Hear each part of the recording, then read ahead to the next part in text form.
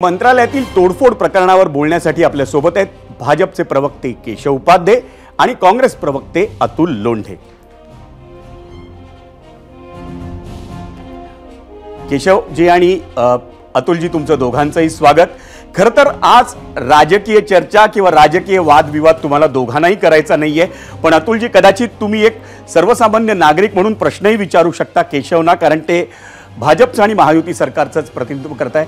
पहिल्यांदा तुम्हाला असं वाटतं का अतुलजी की हे सहज शक्य आहे कुठल्याही माणसाला मंत्रालयात जाऊन 6व्या मजल्यावर पोहोचायचं आणि गृहमंत्र्याच्या केबिनच्या बाहेर जाऊन तोडफोड करायची?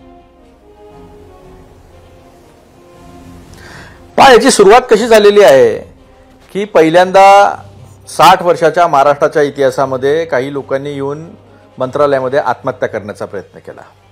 मग मंत्रालयामध्ये आपण जाळ्या लावलेल्या सुद्धा बघितल्या। 60 वर्षापूर्वी 60 वर्षामध्ये तर कधी जाळ्या लागल्या नाही आहे। जेव्हा बीजेपीचं सरकार आलं, देवेंद्र फडणवीस पॉवरफुल मुख्यमंत्री झाले, तेव्हा पहिल्यांदा आपण जाळ्या लावलेल्या बघितल्या मंत्रालयामध्ये। धर्मा पाटील 6व्या मजल्यावर त्याला कशा पद्धतीनं मारलं ते आपण पाहिलं। आणि आता एक महिला जी आहे ती महिला तिथे गेल्यानंतर ती वेडी आहे, वेडसर आहे, अशा पद्धतीचं तिच्या संदर्भातलं जे आहे ते वक्तव्य सुद्धा आपण अनेक लोकांकडून बघतो आहे। माझा प्रश्न एकच आहे, त्या तेंडुलकर बाई ज्या होत्या त्यांनी एवढी मोठी घटना दिसत होती की एक महिला अशा पद्धतीने हे करते आहे, त्याच्या संदर्भामध्ये कुठं काही तक्रार नोंदवली होती का? त्या संदर्भामध्ये वरिष्ठांना काही सांगितलं होतं का? तर तसं काही दिसत नाही। आता आमचे अनिल बोंडे साहेब, त्यांचं तर मानसिक संतुलन इतकं ढळलेलं आहे की ते डायरेक्ट म्हणजे अफगाणिस्तानामधले एखाद्या लोयाजिर्गाचे प्रमुख असल्यासारखे AK-47 हातात दिली तर ते घेऊनच चालवायचे सगळीकडे, अशा पद्धतीत त्यांचं मानसिक संतुलन ढळलेलं आहे। पण एक गोष्ट मात्र नक्की की याच देवेंद्र फडणवीसांच्या नागपूरमध्ये आम्ही राहतो आणि नागपूरमध्ये RTI मध्ये जी माहिती आली लॉ अँड ऑर्डरची, कायदा सुव्यवस्थेची, ती अशी आहे की मागच्या 6 महिन्यामध्ये 6839 गुन्हे जे आहे ते नागपूरमध्ये झाले। त्यात लैंगिक अत्याचार 213, विनयभंग 320, पोक्सोच्या घटना 172, हाफ मर्डर 134, दरोडा 138 आणि खून 61। स्वतःचं शहर आज ते जवळजवळ 7.5-8 वर्ष झाले मुख्यमंत्री उपमुख्यमंत्री आणि गृहमंत्री आहेत सातत्यानं, त्यांना स्वतःचं शहर सांभाळता येत नाही। मंत्रालयामध्ये सातत्यानं अशा घटना घडत असतात आणि आता तर त्यांच्या सुरक्षेचाच प्रश्न निर्माण झालेला आहे। त्यामुळे ते किती सक्षम आहे, कारण राजीनामा किती वेळा मागितला, त्यांच्या हातून किती चुका झाल्या तरी ते होत नाही। मग भाजपचे कार्यकर्ते किती बलात्कार करो, कोणी भेटू नाही, कोणी भेटला किंवा नाही भेटला, काही त्याच्यामध्ये फरक पडत नाही। CCTV यांच्या संदर्भातल्या गुन्ह्यात गायब झाले, त्याच्यावरही कुठली कारवाई होत नाही। मुद्द्यांवर येऊया, पण आधी तुम्ही विचारलेल्या मूळ प्रश्नाचं उत्तर आपण केशवजींकडे घेऊया। केशवजी, तुम्हाला अतुलजी म्हणतायत ते पटतं का? आणि दुसरी महत्वाची गोष्ट, तुम्ही स्वतः पत्रकार म्हणून आधी काम केलेलं आहे, तुम्ही आता आज एका राजकीय पक्षाचे प्रवक्ते आहात। मंत्रालयात तेही गृहमंत्र्याच्या केबिनपर्यंत सर्वसामान्य माणूस सहज पोहोचू शकतो, हे पटतं का तुम्हाला? जी खरं म्हणजे अतुल लोंढे बोलतील ते पटण्यासारखं, कारण ते अतुल लोंढे हेच बोलणार हे मला माहिती होतं, त्यामुळे प्रेडिक्टेबल ते होते, त्यामुळे काय बोलणार हे सगळं 100% माहिती होतं। त्यामुळे ते वेगळे काही मांडतील, वेगळ्या काही भूमिका मांडतील हे दिसत नाही, हे वेगळी अपेक्षाही नाही। सगळ्यात पहिला मुद्दा असा आहे की खरं म्हणजे अतुल लोंढेने काय मंत्रालयात शेतकरी आत्महत्या करण्याचा प्रयत्न केला, होय, पण त्यावेळी त्या शेतकरी आत्महत्या वाचवण्यात थांबवण्याचा प्रयत्न झाला। या उलट ज्यावेळी काँग्रेस सरकार राज्यात होतं 15 वर्ष, सर्वाधिक शेतकऱ्यांच्या आत्महत्या महाराष्ट्रामध्ये झाल्या। ही काळी पण दुर्दैवी कथा आहे महाराष्ट्रातली। दुसरं, कोरोनासारख्या अत्यंत वाईट देशामध्ये या राज्यामध्ये महाविकास आघाडी सरकार असताना सर्वाधिक बळी गेले, हे पण वास्तव आहे। तिसरं, त्यांनी मगाशी नागपूरचा उल्लेख केला, खरं म्हणजे या राज्यामध्ये 100 कोटी खंडणीवाला गृहमंत्री राज्याला महाविकास आघाडी सरकारने लावला। जर तो त्यावेळेचा इतिहास काढायचा तर वेळ नाही म्हणून मी काढत नाही, तर खूप घटना मला सांगता येतील। याच्यापेक्षा भयंकर महाराष्ट्राने गृहमंत्री बघितला, त्यामुळे त्याची आठवण आता पुन्हा मला करून द्यायची गरज नाही। चौथा त्यातला मुद्दा, एक सगळ्यात महत्वाचा मुद्दा मला सांगायचा या निमित्ताने साळवीजी, की सगळ्यात महत्वाचं म्हणजे त्या महिलेचं मानसिक संतुलन ढासळलंय, ती कशा पद्धतीने वागते हे सगळं आतापर्यंत सगळं स्पष्ट झालंय। पण त्या महिलेला ठीक आहे, त्या महिलेवरती उपचार होतील, काय पुढच्या गोष्टी, तिला शुभेच्छा, ती बरं व्हावी याबद्दल। पण या निमित्ताने गेले काही दिवस आम्ही सातत्याने मांडण्याचा प्रयत्न करतोय की महाराष्ट्रामध्ये एक खोटं नॅरेटिव्ह, मानसिक आजारतेचं विरोधकांचं आज आपल्याला दिसून आलं। विरोधक खऱ्या अर्थाने मानसिक आजारात आहेत हे आज पुन्हा एकदा दिसून आलं। तर म्हणजे सकाळी घटना घडली, काल घटना घडली, आज ती आली, त्यानंतरनं ज्या पद्धतीच्या प्रतिक्रिया या सगळ्या लोकांनी दिल्यात त्यावरून बघता म्हणजे ज्या पद्धतीनं पटोलेंची प्रतिक्रिया आहे, त्यानंतर वडेवट्टीवार यांची प्रतिक्रिया आहे, बाकी सर्व शिवसेनेच्या नेत्यांची, उद्धव ठाकरे उभाटा गटाच्या नेत्यांच्या प्रतिक्रिया आहेत, राष्ट्रवादी शरद पवार गटांच्या प्रतिक्रिया आहेत. या सगळ्या प्रतिक्रिया पाहता महिलेला लवकर बरं होईल, तिच्यात उपचार होतील, आपण सगळे प्रार्थना पण करूया. पण विरोधकांची घसरलेल्या ढासळत्या मानसिकतेचं काय करायचं, हा महाराष्ट्रातला जनतेसमोरचा गंभीर प्रश्न आहे. म्हणजे कुठल्याही पद्धतीची कुठलीही माहिती कुणाच्याही कडे नव्हती, पण त्याच्यावरनं पिंपळा काय तो कुठल्या कुठे जाणं, वडाची साल पिंपळाला लावणं, अशा पद्धतीचं करणं आणि देवेंद्रजींना या निमित्ताने पुन्हा एकदा टार्गेट करण्याचा प्रयत्न करणं, त्यांच्या गृहमंत्र्याच्या अपयश निर्माण करण्याचा प्रयत्न करणं, प्रश्नचिन्ह निर्माण करण्याचा प्रयत्न करणं, खरं म्हणजे कधीतरी मेरिटवरती ही चर्चा नक्की करता येईल. महाविकास आघाडीतील महाराष्ट्रातली दुर्दैवी कायदा सुव्यवस्था आणि गेल्या 2.5 वर्षातील या सरकारची कायदा सुव्यवस्था, पण ती करायची नाही. वाटेल ती विधानं करायची, अत्यंत वाटेल ती विधानं. आणि जी महाराष्ट्रातली सर्वाधिक लोकप्रिय योजना आहे लाडली बहीण बघा असंतोष व्यक्त करते, अशा पद्धतीची मानसिकता या सगळ्या 2.5 वर्ष या सगळ्या दिवसभराच्या कार्यकाळात दिसून आली. विरोधक खोटा नॅरेटिव्ह कसं पसरतात याचं उदाहरण हे आजच्या दिवसभराच्या याच्यात नव्हतं. राहता शेवटचा तुमचा प्रश्न की मंत्रालयात सहज प्रवेश मिळतो का? मंत्रालयामध्ये होय, मंत्रालयामध्ये एकदा आधार कार्डवरती तुम्हाला पास मिळाला की तो पास, आता पास मिळाल्यानंतर त्या ठिकाणी आज तुम्ही जाता. आता असं आहे की त्याची चौकशी ती कुठल्या गेटने गेली, कोणी तिला सोडलं, हे सगळ्या चौकशीत पुढे येईलच. पण या निमित्ताने एकदा प्रवेश मिळाल्यानंतर पुढचं ज्या पद्धतीचं ती साधारण गेली, त्यावेळी महिला पोलीस नव्हते, त्यामुळे त्या ठिकाणी तिला हे करण्यात अडचणी निर्माण झाल्या. पण त्याचबरोबर देवेंद्रजींचं लोकाभिमुख कार्यालयामध्ये या निमित्ताने प्रश्नचिन्ह निर्माण करण्याचा विरोधकांचा जो प्रयत्न आहे त्याचं तो खऱ्या अर्थाने उघडकीस आला आणि विरोधकांच्या ढासळत्या मानसिकतेचं, आजारी मानसिकतेचं काय करायचं, हा खरं आज जनतेच्या समोरचा प्रश्न आहे. अतुलजी, मला खरंच प्रश्न विचारण्याची गरज नाही, तुम्ही तर प्रश्न उपस्थित करताय. शहर सांभाळता येत नाही, राज्य सांभाळता येत नाही, पण केशवजींनी सांगितलं हे तुमच्या ढासळलेल्या मानसिकतेचं प्रतिबिंब आहे, तुम्ही जो प्रश्न उपस्थित करताय.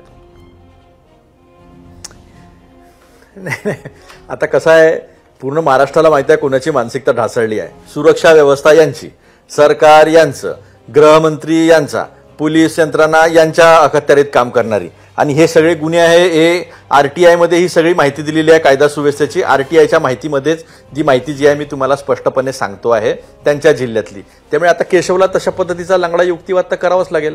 महाराष्ट्रामध्ये 60 वर्षात एखाद्या शेतकऱ्यांनी येऊन मंत्रालयामध्ये आत्महत्या करण्याचा प्रयत्न केला, स्पष्टपणे हा प्रयत्न केला, याचा स्पष्टपणे अर्थ हा होतो की सरकारचं अपयश आणि सरकारकडनं. नाही, मी बोललो नाही मदत, केशव मदत बोललो नाही मी, केशव मदत बोललो नाही मी, केशव मदत बोललो नाही. तुमचं पूर्ण अतुलजी पूर्ण करा. केशव मदत बोललो नाही. अतुलजी पूर्ण करा. तर साहजिक आहे, जेव्हा शेतकरी मंत्रालयापर्यंत येऊन आत्महत्या करण्याचा प्रयत्न करतो, जाळी लावावं लागतं. हे सरकारचं अपयश नाही तर का मी कोणाचं अपयश आहे, पाकिस्तानचं अपयश आहे का? आणि देवेंद्र फडणवीसांना प्रश्न विचारणार नाही, महाराष्ट्राच्या गृहमंत्र्याला प्रश्न विचारणार नाही का, ट्रम्पला जाऊन प्रश्न विचारणार नाही का आम्ही? म्हणजे अपयश तुमचं, मानसिकता तुमची गढूळ झालेली आहे. कोणी म्हणतं जीभ छाट डालो, कोणी म्हणतं जाळून टाका, कोणी म्हणतं हात तोडा. ही मानसिकता काय दर्शवते हो? हे मानसिकता स्पष्टपणे दर्शवते. रात्राला लाडक्या बहिणीला तुम्ही 1500 रुपये दिलेले आहे, ते अतिशय अपुरे आहे. तुम्ही आवळा देऊन भोपळा काढलेला आहे. तेलाच्या किमती किती वाढवल्या हो तुम्ही? 250 ते 400 रुपये. 35% तुम्ही कस्टम ड्युटी वाढवून पाम तेल 70% आपण खाण्याचं तेल आयात करतो, आणि लाडक्या बहिणीच्या तेलामध्ये पण तुम्ही डल्ला मारला. तुम्ही आनंदाचा शिधा त्याच्यामध्ये तुम्ही फ्रॉड केला. त्याच्यामध्ये चना डाळ सांगता तुम्ही टेंडरमध्ये, आणि 45 रुपयाची 40 रुपयाची तुम्ही वाटाणा डाळ त्याच्यामध्ये मिक्स करता. या सगळ्या प्रश्नांवर मला केशवजींना आता वेळ द्यायचा. अतुलजी थांबा थोडा वेळ. 910 म्हणजे असं आहे, मुळामध्ये पुन्हा तर तेच मी सांगण्याचा प्रयत्न करतोय की लंगडा युक्तिवाद नाही तर वास्तवातला युक्तिवाद. आणि मग आपल्याला काहीच बोलण्यासारखं नसलं की मग काहीतरी मुद्दे काढायचे, हे काँग्रेसची शैली आहे. मुळामध्ये असं आहे की मी म्हणलं याचं उत्तर आहे का की काँग्रेस राष्ट्रीय काळामध्ये या राज्यामध्ये सर्वाधिक शेतकऱ्यांच्या आत्महत्या झाल्या. ही वस्तुस्थिती आहे की नाही? कोरोना काळामध्ये सर्वाधिक माणसं बोलू दे, ही वस्तुस्थिती आहे की नाही? मी बोललो नाही मध्ये, आता मी बोलन. तिसरा त्यातला मुद्दा मी म्हणलं की 2.5 वर्षाचं महाविकास आघाडी सरकारमध्ये 100 कोटी खंडणीचं या महाराष्ट्रामध्ये राज्य निर्माण झालं होतं. गृहमंत्री 100 कोटीची खंडणी, 100 कोटी सगळ्या उद्योगाचं या सगळ्या. 1 मिनिट अतुल लोंढे, आता मध्ये बोलू नका, आता मी बोललो नाही, आता शांत राहा. केशवजींना बोलू द्या. परमवीर सिंग सांगतो की माझ्याकडे पत्रामध्ये दिलेल्या आरोपाशिवाय दुसरा पुरावा नाही आहे. खोटं बोलता तुम्ही. तुम्हाला कमिशन खाण्याचं काम सुरू आहे मंत्रालयामध्ये. रोज कमिशन खोटी करता तुम्ही. अतुल तुम्ही मुद्दे नाहीये. 93,000 कोटीच्या मुद्दे नाहीये. पुरवणी मागण्या केवळ आता आपल्या आमदारांना पैसे द्या. कमवून देण्यासाठी केल्या काही काय चाललंय? अतुलजी, आपण विषयापासून दूर जातोय. मूळ मुद्दा हा मंत्रालयातल्या सुरक्षा व्यवस्थेचा आहे, सुरक्षा यंत्रणेचा आहे. ही सुरक्षा भेदून एक महिला, सर्वसामान्य महिला जेव्हा पैसे कमवून गृहमंत्र्यांच्या केबिन पर्यंत पोहोचते. प्रश्न गृहमंत्र्यांच्या सुरक्षेचा आणि मग राज्याच्या. तेव्हा एमपीएससीच्या पोरांना जे आहे परीक्षा द्यायला भेटत नाही. अतुलजी, केशवजींना बोलू दे. प्रश्न पैसे खाण्यामध्ये मशगूल आहे. कमिशन सरकार आहे. आनंदाच्या शिदामध्ये पैसे खाल्ले होईल. तुम्हाला पुन्हा वेळ मिळेल. अतुलजी, पुन्हा तुम्हाला वेळ मिळेल. केशवजींना बोलू द्या. ते महाविकास सरकारचे होते हे बघितलं. जरा ऐकून घ्या ना शांतपणे. आता मी बोललो नाही मध्ये. आणि त्याच्यामुळे माझं त्यातलं म्हणणं असं आहे की या सगळ्या प्रकारचा प्रकार घडल्यानंतर आपल्याकडे कोणती अशी माहिती होती ज्या माहितीच्या आधारावरती तुम्ही वाटेल ती विधान दिवस काँग्रेस आणि महाविकास आघाडी ते करत होते? कोणतीही माहिती नव्हती. त्या निमित्ताने केवळ आम्हाला देवेंद्रजींना टार्गेट करायचं होतं.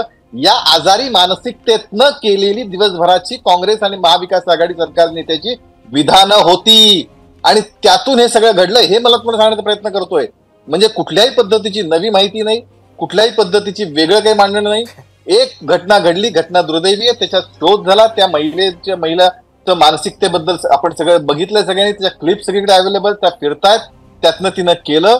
पण या निमित्ताने देवेंद्रजींच्या बद्दल अनेक पद्धतीने आपली टीका करण्याची संधी कशी जाणार नाही एवढंच विरोधकांनी बघितलं. आणि त्या महिलेच्या मानसिकता एक वेळ बरी होईल, पण या विरोधकांची जी आजारी मानसिकता आहे ती कशी बरी होणार हा खरं तर महाराष्ट्रातल्या जनतेचा समोरचा प्रश्न आहे. ही आजारी मानसिकता आहे देवेंद्रजींच्या द्वेषाची, ही आजारी मानसिकता आहे देवेंद्रजींच्या यशाबद्दल. केशवजी, तुमचा मुद्दा समजला. केशवजी, तुमचा मुद्दा समजला. अतुलजींकडे जातो. अतुलजी, एक सर्वसामान्य नागरिक या नात्यानं या राज्यातली सुरक्षा यंत्रणा उदासीन झाली आहे असं तुम्हाला वाटतंय का? मला सांगा विजयजी, 2 वर्ष भाजपचा मोठा नेता पालघरचा एका महिलेवर सातत्यानं बलात्कार करतो. कर्नाटकामध्ये यांचा आमदार मुनिरत्न हा कारमध्ये पक्षाच्या महिलेवर बलात्कार करतो. आणि आकंठक करप्शनमध्ये, भ्रष्टाचारामध्ये बुडालेले असल्यामुळे राज्याकडे लक्ष द्यायला कुठे वेळ आहे? शेतकरी आज किती अडचणीमध्ये आहे. आज युवकांना तुम्ही जाऊन विचारा. पुण्यामध्ये 5-5 वर्ष झाले परीक्षा होत नाही यांच्या ह्याच्यात. सगळ्या परीक्षेमध्ये पेपर लीक सर्वात जास्त महाराष्ट्रामध्ये आपण पहिल्यांदा पाहिलेले आहे. आणि यांचं सरकार मागे होतं तेव्हा सुद्धा 4 अध्यक्ष एमपीएससीचे जेलमध्ये गेलेले आहे. हे आल्यानंतर ज्या सगळ्या गोष्टी होतात यांच्या गोष्टी मोठ्या आहे, लक्षण छोटे आहे यांच्या. तर हे स्पष्टपणे दिसतं की आज उपमुख्यमंत्र्यांपर्यंत जर सिक्युरिटी भेदून जात असेल तर सरकार यांचं, पोलीस यांची, सुरक्षा यंत्रणा यांची, गृहमंत्री यांचा. अतुलजी, आपल्याकडे वेळ कमी आहे. केशवजींना तुमच्या प्रश्नाचं उत्तर द्यायला देतो, नाही तर आपल्याला थांबावं लागेल. केशवजी. नाही, मुळात पुन्हा असं आहे की पुन्हा एकदा आपला काळाकुट्ट इतिहास काँग्रेसने विसरायचं ठरवलं असेल तर पुढे बोलायचंच नाही काही.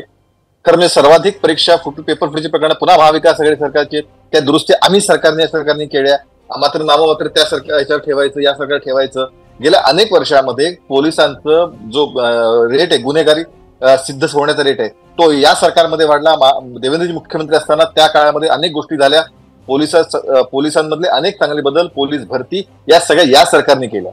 त्यामुळे उलट पोलीस दलाचं अत्यंत वाईट पद्धतीचं ज्याला त्याचा मनोबल कमी करणं हे महाविकास आघाडी सरकारच्या काळात झालं होतं. कुठल्या गाड्या त्या पोलिसांच्या कुणाला दिल्या त्या आठवा, जरा त्या काळामध्ये कुणाचा निधी कसा फिरवला होता. त्यामुळे काढायचा असेल अतुल लोंढे खूप मला काढता येईल.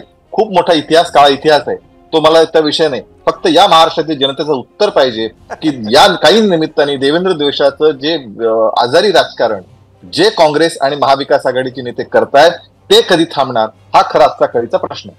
प्रश्न अनेक आहेत, त्याचे मुद्देही अनेक निघू शकतात. पण आजचा सगळ्यात महत्त्वाचा मुद्दा होता ते एक सर्वसामान्य महिला मंत्रालयात कोणताही पास न घेता थेट सुरक्षा व्यवस्था भेदून गृहमंत्र्यांच्या केबिन बाहेर पोहोचते आणि तिथे नासधूस करते. आणि त्याच प्रश्नावर बोलण्यासाठी तुम्ही दोघांनी वेळ दिलात त्याबद्दल आपले दोघांचे आभार. केशव उपाध्ये आणि अतुल लोंढे दोघांचे आभार. एबीपी माझा, उघडा डोळे बघा नीट.